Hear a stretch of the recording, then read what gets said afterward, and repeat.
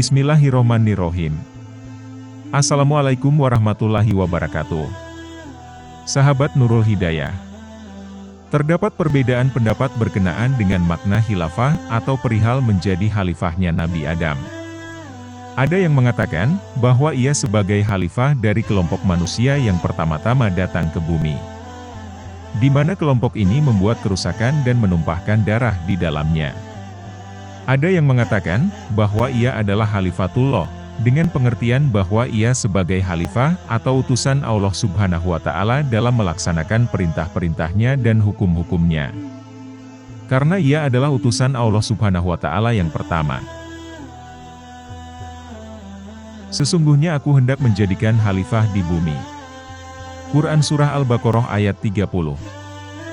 Jangan lupa untuk terus dukung channel Nurul Hidayah TV, dengan menekan tombol subscribe, dan aktifkan lonceng notifikasinya, agar Anda mendapatkan update informasi terbaru dari kami. Dan like serta share videonya. Sampaikanlah ilmu, walau satu ayat. Abu Dzar pernah bertanya kepada Rasulullah SAW tentang Nabi Adam. Apakah ia sebagai nabi yang diutus? Rasulullah SAW menjawab, benar. Kembali ia bertanya, ia menjadi rasul bagi siapa? Sementara di bumi tidak ada seorang pun? Rasulullah SAW kemudian menjawab, ia menjadi rasul bagi anak-anaknya. Tabir penciptaan disingkap di tengah-tengah para malaikatnya.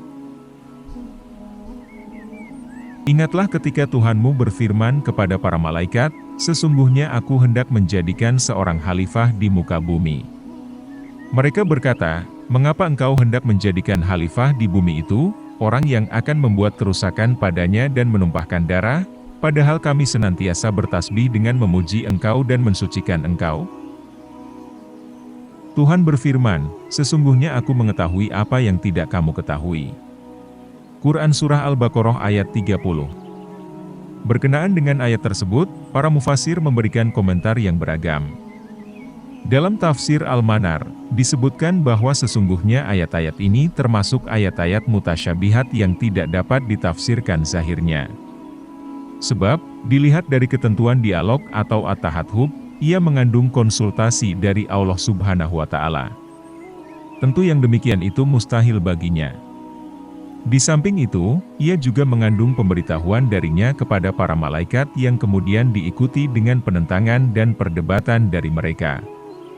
Dalam tafsir Fi Zilalil Quran disebutkan bahwa sesungguhnya para malaikat melalui fitrah mereka yang suci yang tidak membayangkan kecuali kebaikan dan kesucian, mereka mengira bahwa tasbih dan mengutuskan Allah Subhanahu wa Ta'ala adalah puncak dari segala wujud. Puncak ini terwujud dengan adanya mereka, sedangkan pertanyaan mereka hanya menggambarkan keheranan mereka, bukan berasal dari penentangan atau apapun juga. Kita melihat bagaimana para mufasir beristihad untuk menyingkap hakikat. Lalu Allah Subhanahu wa Ta'ala menyingkapkan kedalaman dari Al-Quran pada masing-masing dari mereka. Kedalaman Al-Quran sangat mengagumkan. Kisah tersebut disampaikan dalam gaya dialogis, suatu gaya yang memiliki pengaruh yang kuat. Kemudian dia menuju langit dan langit itu masih merupakan asap. Lalu dia berkata kepadanya dan kepada bumi, datanglah kamu keduanya menurut perintahku dengan suka hati atau terpaksa. Keduanya menjawab, kami datang dengan suka hati. Quran Surah Fussilat ayat 11. Apakah seseorang membayangkan bahwa Allah Subhanahu wa Ta'ala berbicara dengan langit dan bumi? Dan bumi dan langit pun menjawabnya sehingga terjadi dialog ini di antara mereka? Sesungguhnya Allah Subhanahu wa Ta'ala memerintahkan langit dan bumi sehingga keduanya taat. Allah Subhanahu wa Ta'ala menggambarkan apa yang terjadi dengan gaya dialogis hanya untuk meneguhkan dalam pikiran dan menegaskan maknanya serta penjelasannya. Penggunaan gaya dramatis dalam kisah Nabi Adam mengisyaratkan makna yang dalam. Kita membayangkan bahwa Allah Subhanahu wa Ta'ala ketika menetapkan penciptaan Nabi Adam, Dia memberitahukan kepada malaikatnya dengan tujuan agar mereka bersujud kepadanya. Bukan dengan tujuan mengambil pendapat mereka atau bermusyawarah dengan mereka. Maha suci Allah Subhanahu wa Ta'ala dari hal yang demikian itu. Allah Subhanahu wa Ta'ala memberitahukan mereka bahwa Dia akan menjadikan seorang khalifah di muka bumi. Dan bahwa khalifah ini akan mempunyai keturunan dan cucu-cucu, di mana mereka akan membuat kerusakan di muka bumi dan menumpahkan darah di dalamnya. Lalu para malaikat yang suci mengalami kebingungan. Bukankah mereka selalu bertasbih kepada Allah Subhanahu wa Ta'ala dan mensucikannya? Namun mengapa khalifah yang terpilih itu bukan termasuk dari mereka? Apa rahasia hal tersebut, dan apa hikmah Allah Subhanahu wa Ta'ala dalam masalah ini? Kebingungan malaikat dan keinginan mereka untuk mendapatkan kemuliaan sebagai khalifah di muka bumi, dan keheranan mereka tentang penghormatan Adam dengannya, dan masih banyak segudang pertanyaan yang tersimpan dalam diri mereka. Namun Allah Subhanahu wa Ta'ala segera menepis keraguan mereka dan kebingungan mereka, dan membawa mereka menjadi yakin dan berserah diri. Sesungguhnya aku mengetahui apa yang kamu tidak ketahui.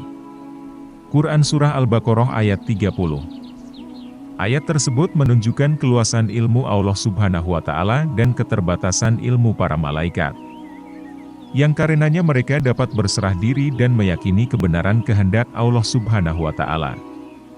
Kita tidak membayangkan terjadinya dialog antara Allah Subhanahu wa Ta'ala dan para malaikat sebagai bentuk pengutusan terhadap Allah Subhanahu wa Ta'ala dan penghormatan terhadap para malaikatnya. Dan kita meyakini bahwa dialog terjadi dalam diri malaikat sendiri berkenaan dengan keinginan mereka untuk mengemban khilafah di muka bumi. Kemudian Allah Subhanahu wa Ta'ala memberitahu mereka bahwa tabiat mereka bukan disiapkan untuk hal tersebut. Sesungguhnya tasbih pada Allah Subhanahu wa Ta'ala dan mensucikannya adalah hal yang sangat mulia di alam wujud. Namun khilafah di muka bumi bukan hanya dilakukan dengan hal itu. Ia membutuhkan karakter yang lain, suatu karakter yang haus akan pengetahuan dan lumrah baginya kesalahan. Kebingungan atau keheranan ini, dialog yang terjadi dalam jiwa para malaikat setelah diberitahu tentang penciptaan Nabi Adam, semua ini layak bagi para malaikat dan tidak mengurangi kedudukan mereka sedikit pun. Sebab, meskipun kedekatan mereka dengan Allah Subhanahu wa Ta'ala dan penyembahan mereka terhadapnya, serta penghormatannya kepada mereka, semua itu tidak menghilangkan kedudukan mereka sebagai hamba Allah Subhanahu wa Ta'ala di mana mereka tidak mengetahui ilmu Allah Subhanahu wa Ta'ala dan hikmahnya yang tersembunyi, serta alam gaibnya yang samar. Mereka tidak mengetahui hikmahnya yang tinggi dan sebab-sebab perwujudannya pada sesuatu. Setelah beberapa saat, para malaikat akan memahami bahwa Nabi Adam adalah ciptaan baru, di mana dia berbeda dengan mereka yang hanya bertasbih dan mensucikan Allah Subhanahu wa Ta'ala. Dan dia pun berbeda dengan hewan-hewan bumi dan makhluk-makhluk yang ada di dalamnya yang hanya menumpahkan darah dan membuat kerusakan. Sesungguhnya Nabi Adam akan menjadi ciptaan baru, dan keberadaannya disertai dengan hikmah yang tinggi, yang tidak ada seorang pun mengetahuinya kecuali Allah Subhanahu wa Ta'ala. Dan aku tidak menciptakan jin dan manusia kecuali untuk menyembah kepadaku. Quran Surah Az-Zariyat ayat 56. Pengetahuan merupakan tujuan dari penciptaan manusia. Dan barangkali pendekatan yang terbaik berkenaan dengan tafsir ayat tersebut adalah apa yang disampaikan oleh Syekh Muhammad Abduh, bahwa dialog yang terdapat dalam ayat tersebut adalah urusan Allah Subhanahu wa Ta'ala dengan para malaikatnya, di mana Dia menggambarkan kepada kita dalam kisah ini dengan ucapan, pertanyaan, dan jawaban. Kita tidak mengetahui hakikat hal tersebut, tetapi kita mengetahui bahwa dialog tersebut tidak terjadi sebagaimana lazimnya yang dilakukan oleh sesama kita, manusia. Para malaikat mengetahui bahwa Allah Subhanahu wa Ta'ala akan menciptakan khalifah di muka bumi. Allah Subhanahu wa Ta'ala menyampaikan perintahnya kepada mereka secara terperinci. Dia memberitahukan bahwa Dia akan menciptakan manusia dari tanah. Maka ketika Dia menyempurnakannya dan meniupkan ruh di dalamnya, para malaikat harus bersujud kepadanya. Yang harus dipahami bahwa sujud tersebut adalah sujud penghormatan, bukan sujud ibadah, karena sujud ibadah hanya diperuntukkan kepada Allah Subhanahu wa Ta'ala. Ingatlah ketika Tuhanmu berfirman kepada para malaikat, sesungguhnya aku akan menciptakan manusia dari tanah. Maka apabila telah kusempurnakan kejadiannya dan kutiupkan kepadanya ruh ciptaanku, hendaklah kamu bersyukur dengan bersujud kepadanya. Lalu seluruh malaikat itu bersujud semuanya, kecuali iblis. Dia menyombongkan diri, dan dia termasuk orang-orang yang kafir. Quran Surah Shad, ayat 71-74. Allah Subhanahu wa Ta'ala mengumpulkan segenggam tanah dari bumi. Di dalamnya terdapat yang berwarna putih, hitam, kuning, coklat dan merah. Oleh karena itu, manusia memiliki beragam warna kulit. Allah Subhanahu wa Ta'ala mencampur tanah dengan air sehingga menjadi tanah liat kering yang berasal dari lumpur hitam yang diberi bentuk. Dari tanah inilah Allah Subhanahu wa Ta'ala menciptakan Nabi Adam. Allah Subhanahu wa Ta'ala menyempurnakannya dengan kekuasaannya lalu meniupkan ruhnya di dalamnya. Kemudian bergeraklah tubuh Nabi Adam dan tanda kehidupan mulai ada di dalamnya. Selanjutnya, Nabi Adam membuka kedua matanya dan ia melihat para malaikat semuanya bersujud kepadanya, kecuali satu makhluk yang berdiri di sana. Nabi Adam tidak tahu siapakah makhluk yang tidak mau bersujud itu. Ia tidak mengenal namanya. Iblis berdiri bersama para malaikat, tetapi ia bukan berasal dari golongan mereka. Iblis berasal dari kelompok jin. Allah Subhanahu wa Ta'ala menceritakan kisah penolakan iblis untuk sujud kepada Nabi Adam pada beberapa surah. Allah berfirman, "Hai iblis, apa yang menghalangi kamu sujud kepada yang telah kuciptakan dengan kedua tanganku? Apakah kamu menyombongkan diri ataukah kamu merasa termasuk orang-orang yang lebih tinggi?" Iblis berkata, "Aku lebih baik daripadanya, karena engkau ciptakan aku dari api, sedangkan dia engkau ciptakan dari tanah." Allah berfirman, "Maka keluarlah kamu dari surga, sesungguhnya kamu adalah orang yang terkutuk.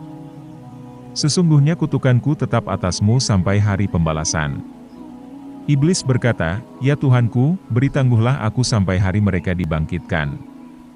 Allah berfirman, "Sesungguhnya kamu termasuk orang-orang yang diberi tangguh, sampai kepada hari yang telah ditentukan waktunya, hari kiamat." Iblis menjawab, "Demi kekuasaanmu, aku akan menyesatkan mereka semua, kecuali hamba-hambamu yang mukhlis di antara mereka." Quran Surah Shad, ayat 75-83. Nabi Adam mengikuti peristiwa yang terjadi di depannya. Ia merasakan suasana cinta, rasa takut, dan kebingungan. Nabi Adam sangat cinta kepada Allah Subhanahu wa Ta'ala yang telah menciptakannya dan memuliakannya dengan memerintahkan para malaikatnya untuk sujud kepadanya. Nabi Adam juga merasa takut saat melihat Allah Subhanahu wa Ta'ala marah terhadap iblis dan mengusirnya dari pintu rahmatnya. Ia merasakan kebingungan ketika melihat makhluk ini yang membencinya, padahal ia belum mengenalnya. Makhluk itu membayangkan bahwa ia lebih baik dari Nabi Adam, padahal tidak ada bukti yang menunjukkan bahwa salah satu dari mereka lebih baik dibandingkan dengan yang lain. Dari dialog tersebut, Nabi Adam mengetahui bahwa iblis adalah makhluk yang memakai atribut keburukan dan sifat yang tercela. Ia meminta kepada Allah Subhanahu wa Ta'ala agar mengekalkannya sampai hari kebangkitan. Iblis tidak ingin mati, namun Allah Subhanahu wa Ta'ala mengetahui bahwa ia akan tetap hidup sampai hari yang ditentukan. Ia akan hidup sampai menjemput ajalnya dan kemudian mati. Nabi Adam mengetahui bahwa Allah Subhanahu wa Ta'ala telah melaknat iblis dan telah mengusirnya dari rahmatnya. Akhirnya, Nabi Adam mengetahui musuh abadinya. Nabi Adam bingung dengan kenekatan musuhnya dan kasih sayang Allah Subhanahu wa Ta'ala. Mengapa tidak terjadi dialog antara Allah Subhanahu wa Ta'ala dan para malaikatnya? Terjadinya dialog antara Allah Subhanahu wa Ta'ala dan para malaikatnya adalah hal yang mustahil karena para malaikat suci dari kesalahan dan dosa dan keinginan-keinginan manusiawi yang selalu mencari ilmu. Sesuai dengan karakter penciptaan mereka, mereka adalah pasukan yang setia dan mulia. Adapun iblis, ia terikat dan tunduk terhadap ketentuan agama, dan karakternya sebagai jin mendekati karakter jenis ciptaan Nabi Adam. Dengan kata lain, bahwa jin dapat beriman dan dapat juga menjadi kafir. Sesungguhnya kecenderungan agama mereka dapat saja tidak berfungsi ketika mereka tertipu oleh kesombongan yang palsu sehingga mereka mempunyai gambaran yang salah. Maka dari sisi inilah terjadi dialog. Dialog di sini berarti kebebasan. Tabiat manusia dan jin cenderung untuk menggunakan kebebasannya. Sedangkan tabiat para malaikat tidak dapat menggunakan kebebasan. Nabi Adam menyaksikan secara langsung setelah penciptaannya. Kadar kebebasan yang Allah Subhanahu wa Ta'ala berikan kepada makhluknya terkena tanggung jawab. Terjadinya pelajaran ini di depan Nabi Adam mengandung maksud yang dalam. Allah Subhanahu wa Ta'ala tidak pernah mencabut kebebasan yang diberikannya kepada iblis. Namun pada akhirnya, iblis tetap sebagai hamba yang kafir. Iblis benar-benar menolak untuk sujud kepada Nabi Adam. Allah Subhanahu wa Ta'ala mengetahui bahwa ia akan menolak untuk sujud kepada Nabi Adam dan akan menentangnya. Bisa saja Allah Subhanahu wa Ta'ala menghancurkannya atau mengubahnya menjadi tanah, namun Allah Subhanahu wa Ta'ala memberikan kebebasan kepada makhluk-makhluknya yang dibebani tanggung jawab. Dia memberikan kepada mereka kebebasan mutlak sehingga mereka bisa saja menolak perintahnya. Tetapi yang perlu diperhatikan bahwa keingkaran orang-orang kafir dan orang-orang yang bermaksiat kepadanya tidak berarti mengurangi kebesaran kerajaannya. Dan sebaliknya, keimanan orang-orang mukmin dan kepatuhan orang-orang yang taat tidak berarti menambah kebesaran kekuasaannya. Semua itu kembali kepada mereka. Nabi Adam menyadari bahwa kebebasan di alam wujud adalah merupakan karunia yang Allah Subhanahu wa Ta'ala berikan kepada makhluknya. Allah Subhanahu wa Ta'ala memberikan balasan yang setimpal atas penggunaan kebebasan itu. Setelah mempelajari pelajaran kebebasan, Nabi Adam mempelajari pelajaran kedua dari Allah Subhanahu wa Ta'ala, yaitu ilmu. Nabi Adam mengetahui bahwa iblis adalah simbol kejahatan di alam wujud. Sebagaimana ia mengetahui bahwa para malaikat adalah simbol kebaikan, sementara ia belum mengenal dirinya saat itu. Kemudian Allah Subhanahu wa Ta'ala memberitahukan kepadanya tentang hakikatnya, hikmah penciptaannya, dan rahasia penghormatannya. Dan dia mengajarkan kepada Adam nama-nama, benda-benda, seluruhnya. Quran Surah Al-Baqarah ayat 31. Allah Subhanahu wa Ta'ala memberinya rahasia kemampuan untuk meringkas sesuatu dalam simbol-simbol dan nama-nama. Allah Subhanahu wa Ta'ala mengajarinya untuk menamakan benda-benda. Nabi Adam mempelajari semua nama-nama tersebut. Yang dimaksud dengan nama-nama di sini adalah ilmu dan pengetahuan. Allah Subhanahu wa Ta'ala menanamkan pengetahuan yang luas dalam jiwa Nabi Adam dan keinginan yang terus mendorongnya untuk mengetahui sesuatu. Hasrat untuk menggali ilmu dan belajar juga diwariskan kepada anak-anaknya Nabi Adam. Inilah tujuan dari penciptaan Nabi Adam, dan inilah rahasia di balik penghormatan para malaikat kepadanya. Setelah Nabi Adam mempelajari nama benda-benda, kekhususannya dan kemanfaatannya, Allah Subhanahu wa Ta'ala menunjukkan benda-benda tersebut atas para malaikatnya. Sebutkanlah kepadaku nama benda-benda itu jika kamu memang orang-orang yang benar. Quran Surah Al-Baqarah ayat 31. Yang dimaksud adalah kebenaran mereka untuk menginginkan khilafah. Para malaikat memperhatikan sesuatu yang ditunjukkan oleh Allah Subhanahu wa Ta'ala kepada mereka. Namun mereka tidak mengenali nama-namanya. Mereka mengakui di hadapan Allah Subhanahu wa Ta'ala tentang kelemahan mereka untuk menamai benda-benda tersebut atau memakai simbol-simbol untuk mengungkapkannya. Para malaikat berkata sebagai bentuk pengakuan terhadap ketidakmampuan mereka. Mereka menjawab, Maha Suci Engkau. Tidak ada yang kami ketahui selain dari apa yang telah Engkau ajarkan kepada kami. Sesungguhnya Engkaulah yang Maha Mengetahui lagi Maha Bijaksana. Quran Surah Al-Baqarah ayat 32. Kemudian Nabi Adam memberitahu mereka setiap benda yang Allah Subhanahu wa Ta'ala tunjukkan kepada mereka dan mereka tidak mengenali nama-namanya. Allah berfirman, Hai Adam, beritahukanlah kepada mereka nama-nama benda ini. Maka setelah diberitahukannya kepada mereka nama-nama benda itu, Allah berfirman, "Bukankah sudah kukatakan kepadamu, bahwa sesungguhnya aku mengetahui rahasia langit dan bumi, dan mengetahui apa yang kamu lahirkan, dan apa yang kamu sembunyikan?" Quran Surah Al-Baqarah ayat 33.